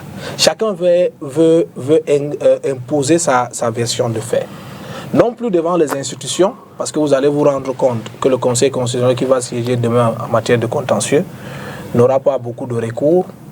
Les acteurs ne vont plus vers les institutions pour communiquer, mais plutôt devant l'opinion publique. Donc l'objectif qui est derrière, ce n'est pas forcément avoir raison devant l'institution. Et dans ce tumulte, l'information, ou mieux la vérité, devient une arme de propagande, plutôt qu'un outil important de décision. La responsabilité est partagée, mais elle n'est pas égale, à mon sens. La première responsabilité incombe donc aux acteurs politiques, qui doivent mesurer ce qui sort de leurs déclarations. Parce qu'ils doivent savoir, mieux ils le savent, quand on a affaire quand même à des adultes qui veulent être président de la République, ils savent que la parole publique a du poids et peut produire deux choses. Soit apaiser, soit incendier la parole publique d'un acteur politique. Maintenant, quand un homme politique choisit la manipulation, il doit savoir qu'il a trahi le peuple qu'il veut diriger. Parce qu'un peuple que vous manipulez, on dit souvent que le mensonge prend l'ascenseur, la vérité prend les escaliers, mais la vérité finira toujours par arriver. Quand vous choisissez la manipulation pour arriver à vos objectifs, sachez que la vérité vous retrouvera. Les médias ont également une responsabilité énorme dans ce processus. À savoir, il est important qu'avant de publier une information, que cette information soit vérifiée. Nous sommes à une période suffisamment sensible. Et lorsque nous voyons déjà, par exemple, des acteurs politiques, ou mieux, des personnes qui utilisent des médias sociaux pour divulguer des informations fausses. Prenons un exemple d'une vidéo qui avait circulé récemment, qui disait que les leaders de certains partis politiques, malheureusement, le leader de l'UNDP en figurait, aurait pris 1 milliard pour se taire face à une probable victoire d'un autre candidat. Mais c'est quand même aberrant de suivre ce genre de déclaration d'une personne que les Camerounais ont pour la plupart découvert dans cette vidéo et qui, curieusement, a fait l'objet c'est-à-dire d'un sérieux pas possible, au point où cette vidéo était devenue virale. Je tiens à démentir les propos provocateurs de ce monsieur qui était auteur de cette vidéo. On est arrivé à un stade où des acteurs politiques ont laissé la campagne pour profiter de l'espace médiatique qui leur était offert pour attaquer des candidats. On a vu un homme politique qui traitait un adversaire de surcroît, à l'heure actuelle, la deuxième force politique au Cameroun, de poids très très léger. C'est inadmissible. C'est inadmissible. Mais on s'est rendu compte, bien entendu, après, que pour prouver la supposée victoire de ce poids lourd, ils ont eu besoin, ou mieux, ils ont fait recours, ou à faire recours à ce poids très très léger. Vous comprenez donc qu'à un moment donné, lorsqu'on veut faire une déclaration, il faut mesurer l'impact de cette déclaration. Quand il le disait, il ne savait pas qu'à un moment donné, il devait demander au leader de l'UNDP du poids très très léger de lui donner les PV afin qu'il puisse justifier son élection. Disons ça comme ça, comme il le dit. Les déclarations.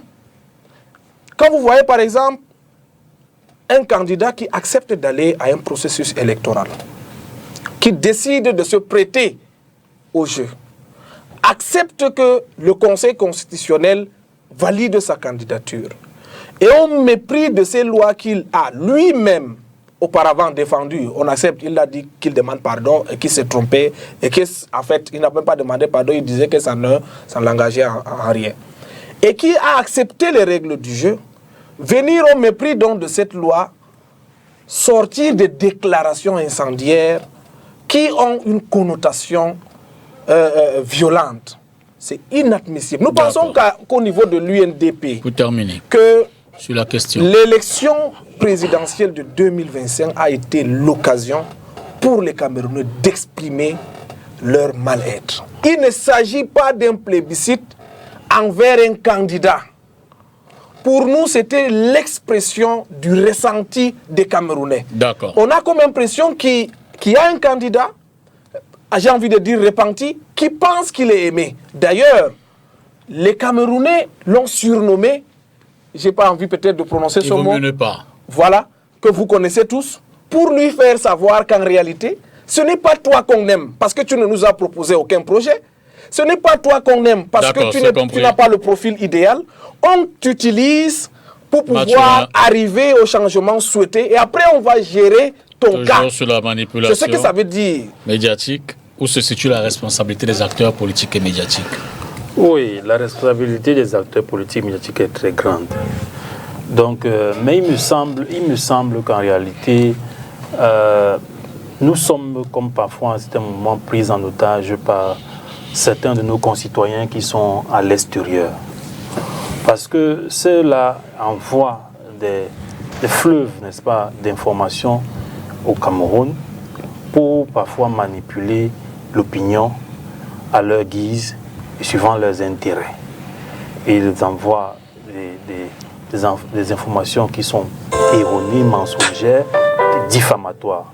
Je pense que Bachirou a dit tout à l'heure, parlant de celui qui a envoyé une vidéo qui a été virale, où il parlait de ce que 4 leaders politiques ont pris chacun 1 milliard de francs CFA pour refuser d'adhérer à une coalition et ensuite pour reconnaître M. Biya comme étant vainqueur. Vous savez que nous avons publié un communiqué au SDF pour dénoncer cela et pour annoncer que nous avions porté plainte à ce monsieur aux États-Unis d'Amérique, à Maryland, où semble-t-il il réside, et également ici au Cameroun. Parce que effectivement, ce sont des actions comme celle-là qui polluent l'atmosphère politique dans le pays, qui déforment le jugement des électeurs, le jugement des Camerounais. Parce que voyez-vous, pour le cas du SDF, pour préparer cette élection, nous avons passé presque 7 années à travailler sur un programme politique, à travailler sur un projet de société. Nous avons réuni des acteurs sociaux à plusieurs reprises, n'est-ce pas, dans certains endroits, pour échanger avec eux, pour recueillir leur doléance, pour recueillir leur plaidoyer, n'est-ce pas, et pour pouvoir porter ce plaidoyer là où il se faut. Et le meilleur endroit, c'était dans le cadre d'une élection comme celle que nous venons de traverser. Mais il se trouve que, parce que les gens sont manipulés par tout ce qu'on lit dans les réseaux sociaux, et parce que certains acteurs politiques, même au sein du pays, n'est-ce pas, utilisent ces manipulations-là, on arrive à une situation où quelqu'un n'a même pas 2 pages. Le projet politique du SDF, le projet du candidat du SDF, c'était près de 400 pages. Mais quelqu'un, n'est-ce pas, qui n'a même pas la possibilité de présenter 2 pages d'un projet, a été présenté par certains acteurs tapis dans l'ombre et situés pour la plupart, n'est-ce pas, à l'extérieur du pays, n'est-ce pas, comme étant celui qui était le meilleur face à des candidats qui pourtant pendant des années ont travaillé sur des projets. Donc en fait, il faut dire que ce sont ces manipulations-là qui faussent effectivement et qui pourrissent l'atmosphère de façon globale, et où aujourd'hui on arrive à des situations où on ne peut pas faire confiance ni aux résultats qu'on obtient, parce que chacun publie son résultat, comme certains le disaient là, pour un seul bureau de vote, on en arrive à avoir 3 PV totalement différents. Parce qu'effectivement, chaque acteur, et surtout ceux qui sont à l'extérieur, qui ne pourront pas vivre les conséquences de leurs actions. J'ai un ami qui aujourd'hui réside aux États-Unis. Quand il était au pays, il ne s'exprimait même pas sur les questions politiques. Mais je vous le dis qu'aujourd'hui, il est le premier à inviter les uns et les autres à se retrouver soit à la poste centrale, soit à se retrouver je ne sais où, alors que lui, il est à l'extérieur, il est aux États-Unis. Ce n'est pas pour dire que les revendications des populations ne peuvent pas être légitimes au point où elles puissent arriver à les exprimer dans un cadre précis, mais c'est pour dire que ceux qui le font, beaucoup, essaient de manipuler les Camerounais qui, eux, ils sont sur le territoire national, qui vont vivre dans leur chair, dans leur vie, toutes les conséquences qui pourraient découler de toutes ces manipulations-là. Pendant ce temps, eux, ils sont tapis, n'est-ce pas, bien au chaud, à l'extérieur. Donc, voilà pourquoi il faudrait que nous revenions tous à l'essentiel. L'essentiel serait de faire, n'est-ce pas, la politique, de telle sorte que le peuple puisse raisonnablement prendre ses décisions sur la base. Pendant longtemps, on a accusé des partis politiques de n'avoir pas de programme. On a insulté les leaders des formations politiques. Vous n'avez pas de programme, vous n'avez pas de projet de société. Aujourd'hui, où les partis sérieux comme le SIF, travaille pendant des années pour mettre sur pied un projet de société et un programme, on arrive à dire qu'on va courir derrière les bons diables ou derrière des bons démons. Georges Chériac. Donc, je vais terminer en disant que véritablement, c'est le résultat de toutes ces manipulations-là qui nous plongent dans des situations comme celle-ci où nous avançons à petits pas vers les incertitudes. Vous allez certainement dire un mot sur les responsabilités politiques et médiatiques, mais je voudrais davantage avancer avec vous également sur la question même des réseaux sociaux. Est-ce des espaces favorables à la transparence dans ce sens que ça permet quand même à un certain nombre de personnes qui n'ont pas forcément la latitude, la possibilité de le faire par des canaux légaux, de dire, d'informer, de donner un certain nombre d'éléments. Ces réseaux sociaux favorisent-ils donc la transparence ou amplifient-ils la désinformation, notamment en situation post-électorale comme la nôtre? C'est une question très pertinente parce que justement, elle met sur la table, ou alors elle met sur la place publique l'appréciation de la démocratie représentative et la démocratie participative. Alors, il faut dire qu'à ce niveau, c'est quoi déjà la démocratie représentative? C'est quoi la démocratie participative? La démocratie représentative, c'est celle justement qui s'exerce à travers nos représentants, les élus locaux, les députés, les parlementaires et bien d'autres. Mais maintenant, la démocratie participative, c'est celle-là qui voudrait que tout le monde, c'est-à-dire même le petit enfant de la maternelle, ait son mot à dire dans la gestion de la cité. Et nous l'avons vu sous d'autres cieux où justement on organise souvent des foires urbaines où des enfants, bref, par catégorie, des gens s'expriment sur les questions. Donc, c'est l'échec donc de la démocratie représentative qui a ouvert le boulevard à la démocratie représentative. Aidé par quoi? Par l'outil Internet aujourd'hui, qui est justement cet espace où il y a tout et rien. Et malheureusement, l'État du Cameroun, comme bon nombre d'États dans le monde, sont entrés par effraction dans un monde en perpétuelle mutation. Étant donné qu'avant l'avènement du numérique, l'unilatéralité de la décision était justement la propriété privée des décideurs publics. Et c'est pourquoi tout à l'heure, à l'entrée de jeu, je vous parlais du management public qui est mis à rude épreuve par justement la participation citoyenne à l'ère du numérique. Donc, la démocratie participative qui vient justement mettre à nu les échecs de la démocratie représentative a ses avantages et ses inconvénients. En termes d'avantages, c'est que elle permet justement aux citoyens d'être informés en temps et en heure sur tout ce qui se passe dans la République, sur tout ce qui se fait. Elle permet justement d'attribuer les bons et les mauvais points aux décideurs, à ceux justement qui ont la charge de la chose publique.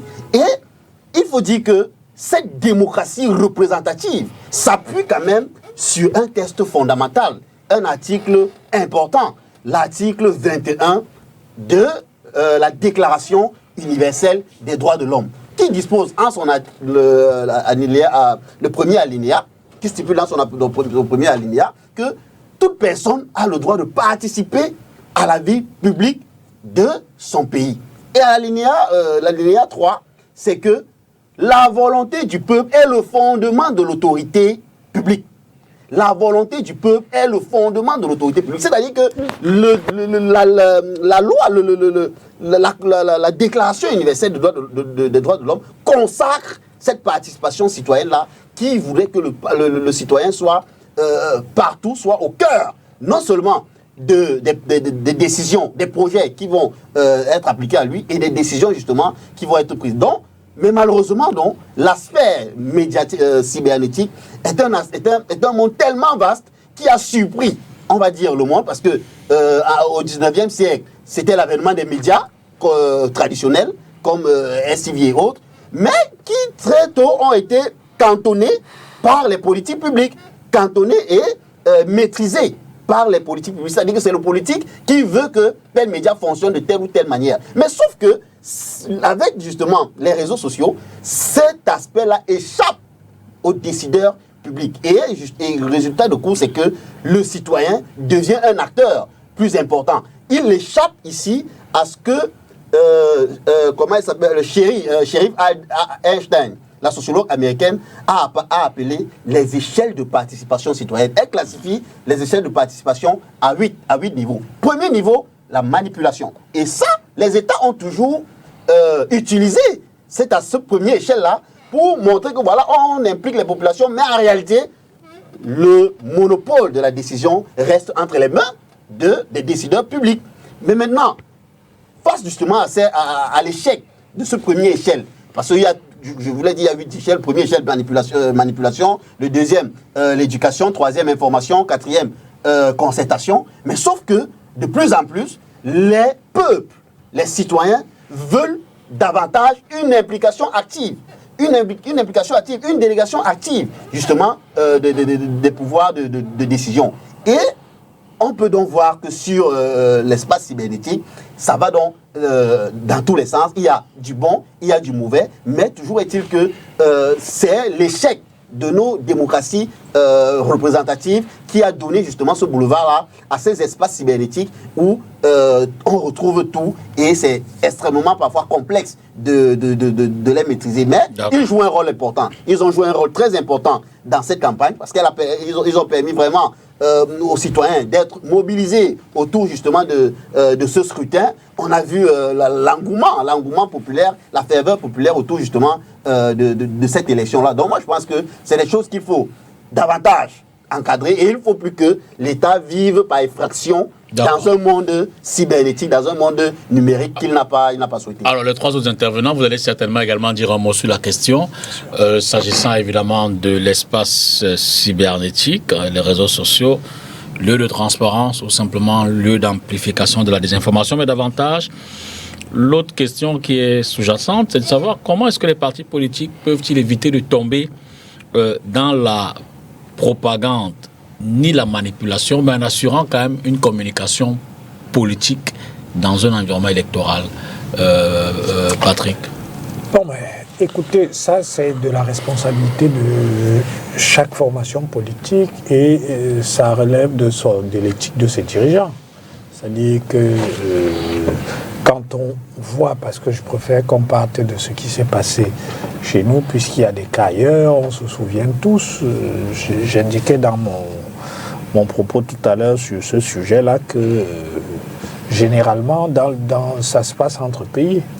On a bien vu qu'il y a eu des intrusions russes dans les élections américaines, c'est-à-dire que ces intrusions-là, ça se passe comment? C'est des informations. Des accusations d'intrusion. C'est pas des accusations. C'est avéré. C'est pas des accusations d'intrusion. Et ça va très loin. Cambridge Analytica, c'est pas les Russes. Hein. C'est un cabinet anglais.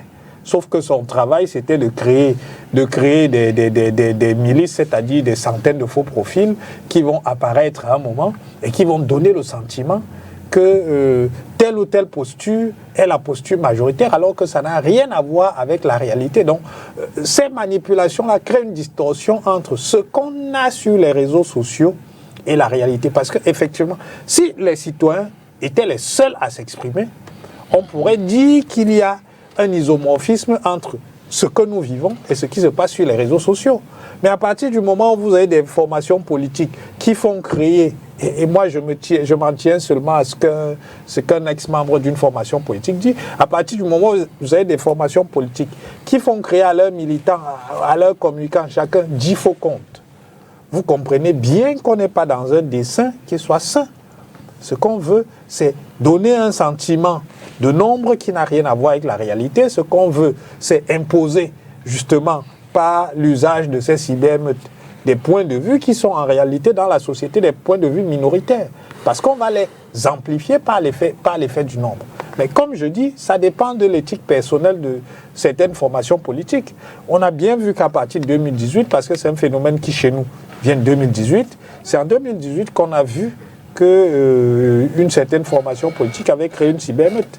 Bon, ça a fini par faire école parce que les autres se sont dit, soit on répond de la même façon, c'est-à-dire qu'on considère qu'on est dans une situation de conflit, parce que c'est d'un conflit dont il s'agit, et on va répondre, soit on se laisse faire et on sera totalement transparent sur le cyberespace, parce que c'est un espace qui sera colonisés par les autres.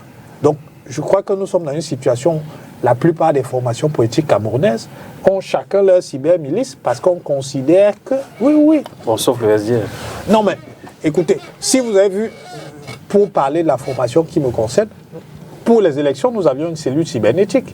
Mais parce qu'on était conscient de ce que, effectivement... Qui répondait au coup pour coup. Oui, c'est un enjeu, c'est un terrain... Donc vous avouez que vous cédez à ce jeu de la manipulation. Ils ont aussi un aveu. Ils ont une milice cybernétique. Vous avez une milice cybernétique. Merci de nous avoir fait cet aveu sur ce plateau. Je dis, ce n'est pas un aveu. À une autre formation qui, elle aussi, a une milice, c'est laquelle? Je dis que quand vous regardez l'équipe de campagne du RDPC, il y a une cellule cybernétique avec un certain nombre d'individus bien identifiés. Ce n'est pas une milice fantôme comme dans un certain nombre de cas. Mais son rôle, c'est justement de répondre. Parce que comme je vous l'ai dit, soit vous acceptez d'y aller et de réagir. Donc c'est répondre à la milice. Donc en réalité, vous êtes constitué en milice également pour... Mais il fallait répondre à ce qui se faisait en face. Donc on a mis une équipe qui analyse Non, nous avions... Non, ce n'est pas une milice, c'est une cellule. C'est une cellule bien identifiée. Et contrairement à d'autres, nous, on ne fait pas créer à chacun des membres de la cellule qui sont des individus connus.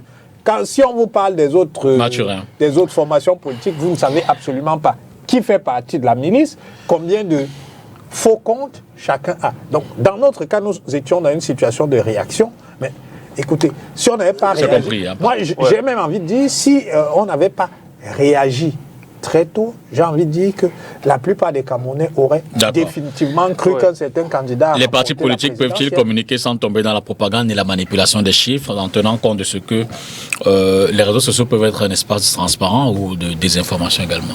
Les partis politiques peuvent effectivement communiquer sans véritablement choisir... Et vous portez un exemple, vous ne connaissez pas de milice. Je tiens à dire que le SDF, d'ailleurs, du fait de son combat et de sa constance dans le combat depuis près de 35 ans, est le parti qui est le plus victime, n'est-ce pas, de ces attaques cybernétiques, de ces attaques, n'est-ce pas, de milices, n'est-ce pas, qui essayent de noircir autant qu'elles peuvent le leader de notre parti politique. Vous savez tout ce qui est dit. Il repart les avions du président de la République, alors que la présidente n'a pas d'avion et que lui-même il n'est pas mécanicien. Il gagne des marchés, à la présidente de la République, et pourtant il n'a jamais gagné un marché public. Et on met au défi quiconque pourrait venir avec un marché et dire que Joshua aussi a gagné tel marché, tel jour, à telle heure, n'est-ce pas, auprès du gouvernement. Donc nous sommes victimes de cela. Et nous savons, depuis 35 ans, je dis, nous sommes constants. Nous sommes dans l'opposition. Aucun militant et aucun membre, aucun cadre du SDF n'a jamais été dans un gouvernement de M. Biya. Mais, n'est-ce pas, il y a des milices qui nous présentent comme un parti allié, un parti traître, qui travaille avec, qui est allié. C'est ce qui est dit par tous les fameux lanceurs d'alerte qui sont dans les réseaux sociaux. Ils présentent le SDF comme étant un parti qui collabore avec le gouvernement. Et pourtant, depuis 35 ans que le SDF existe, aucun militant du SDF n'a été dans un gouvernement de M. Biya. Mais il se trouve que à chaque élection présidentielle, ou à la veille des élections présidentielles, il y a toujours un membre du gouvernement, n'est-ce pas, qui, soit quelques années avant, quitte le gouvernement et se présente comme étant un candidat de l'opposition. Et celui-là a même d'ailleurs la faveur de beaucoup de Camerounais. Et il est présenté comme étant un messie. Ça a été le cas d'un des ministres de M. Biya qui a démissionné en 2011, après être entré au gouvernement en 2004. Démission en 2011, et en 2018, il est présenté comme étant le messie, celui qui est l'opposant le plus radical.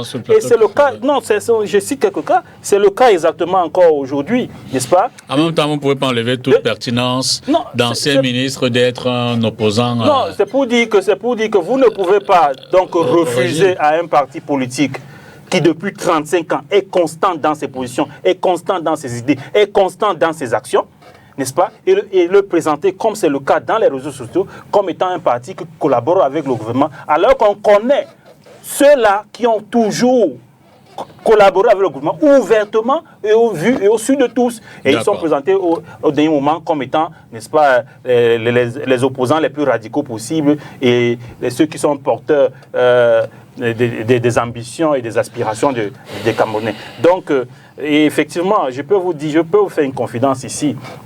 À certains moments, lorsque la campagne se déroulait, il y a certains militants qui ont cru que on pouvait faire usage de l'intelligence artificielle, n'est-ce pas, pour présenter un meilleur visage, soit d'un événement politique. Et celui-là a été vite rappelé à l'ordre par Joshua aussi lui-même, qui disait que le SDF ne fait pas de telles choses et que ces telles pratiques sont interdites. Or, pourtant, c'est monnaie courante. Je pense que dans leur cellule politique. Patrick Rufoué, il vient de nous l'avouer, que dans leur cellule politique, il répond du tic au tac à ceux d'en face, n'est-ce pas, qui facilement font usage. Vous avez opté pour la stratégie du mutisme cybernétique. Non, ce n'est pas du mutisme, de la communication véritable. Nous présentons des idées et nous présentons notre projet politique. Nous n'avons fait que ça, sans manipulation. Oui, j'aimerais d'abord dire un mot sur les réseaux sociaux. D'accord. Les réseaux sociaux, de nos jours, constituent un couteau à double tranchant. La première partie étant lorsque nous l'utilisons à bon escient. Ils peuvent nous servir d'outils de transparence, de véhiculation de bonnes informations, de documenter le processus électoral, mais aussi à dénoncer les irrégularités de façon citoyenne.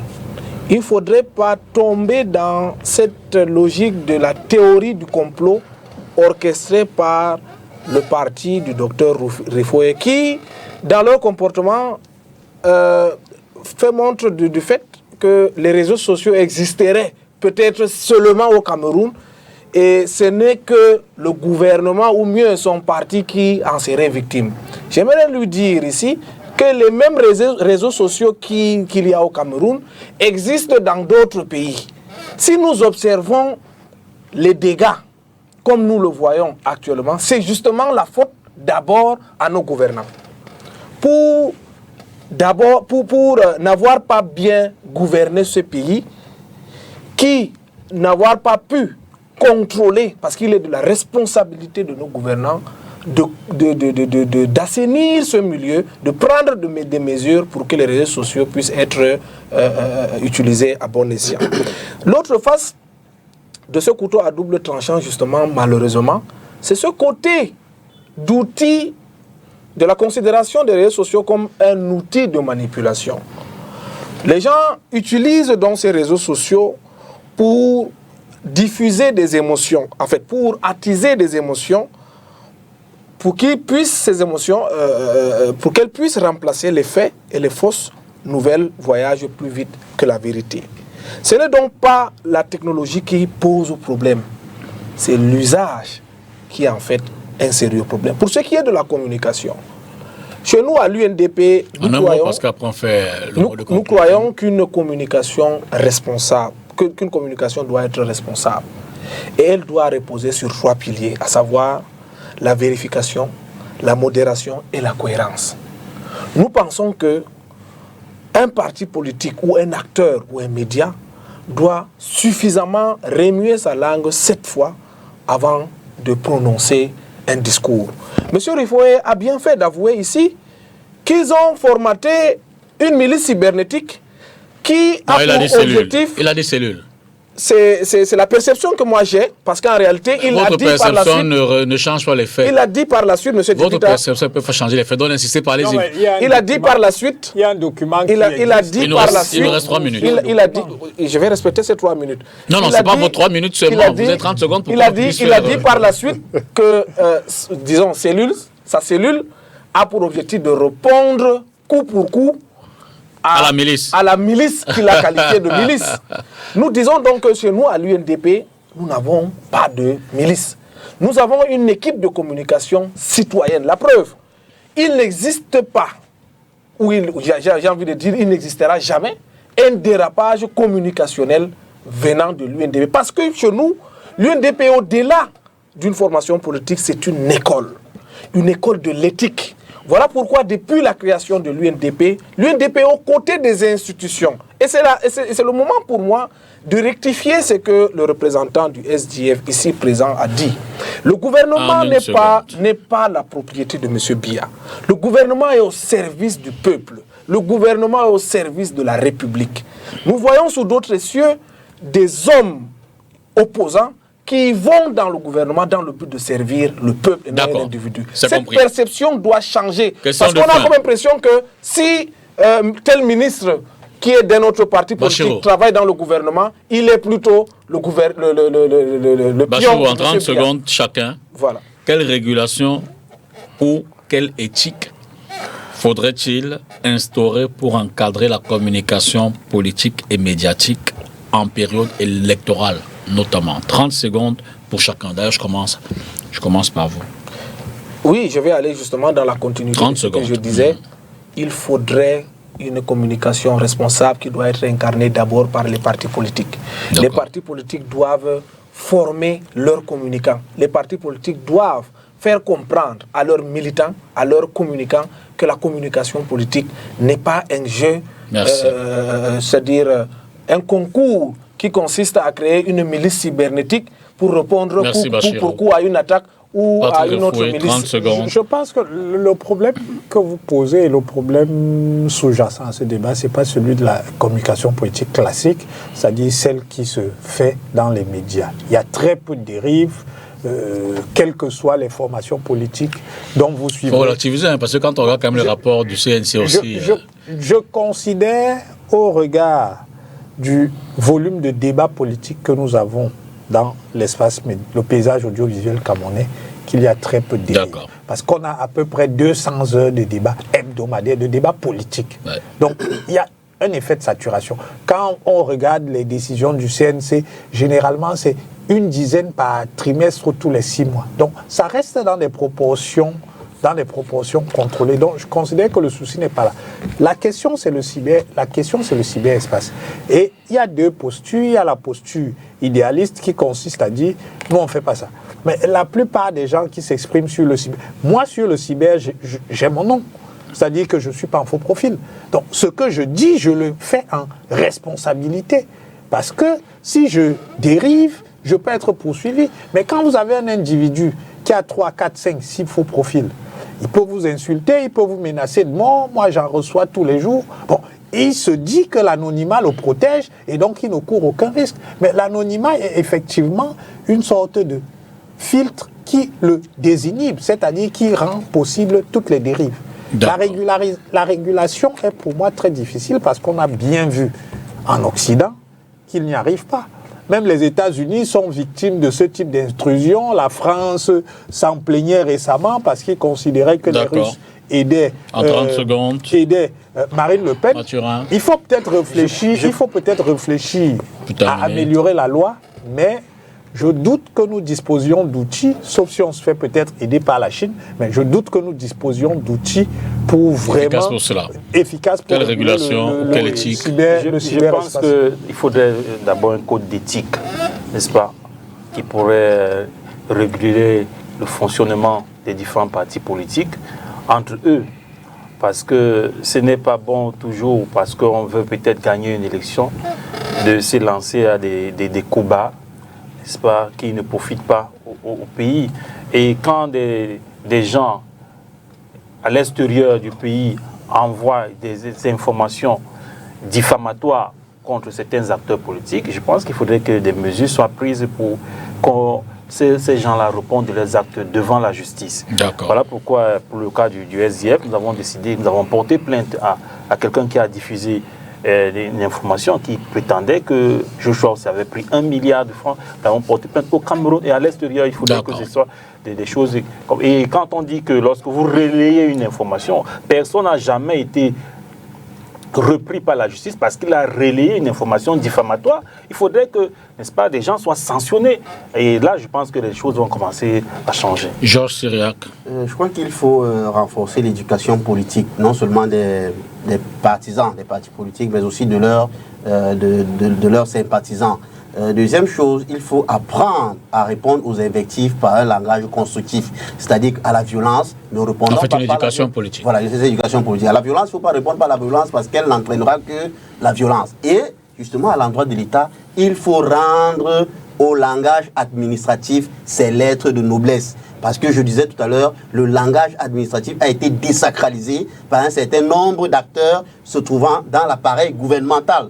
Donc ça également parce qu'une communication gouvernementale contribue à éduquer, contribue à informer et contribue justement à peser. Mais lorsque le langage administratif emprunte au langage du quartier vulgaire, on va se retrouver dans une jungle et on va se dire que c'est la loi de l'Omerta, c'est la cour du roi Péto, tout est possible. Donc il faut que le langage administratif commence d'abord lui-même par retrouver ses canaux, ses lettres de noblesse, sa beauté esthétique et son verbe, pour que justement les autres puissent s'en inspirer, puissent en suivre l'exemple. Parce qu'on est toujours tenté à suivre le mauvais exemple et à négliger ce qui peut être bon. Parce que lorsque vous regardez le ministre de la Communication, je vous assure, lorsqu'il vous tape dessus, mais avec une élégance langagière, vous ne vous en plaignez pas. Mais lorsque vous regardez son homologue au ministère de l'administration territoriale, c'est le contraire. C'est tout un contraire. Je pense que cela contribue à envenimer une situation dont on n'a vraiment pas besoin pour vivre justement dans la sérénité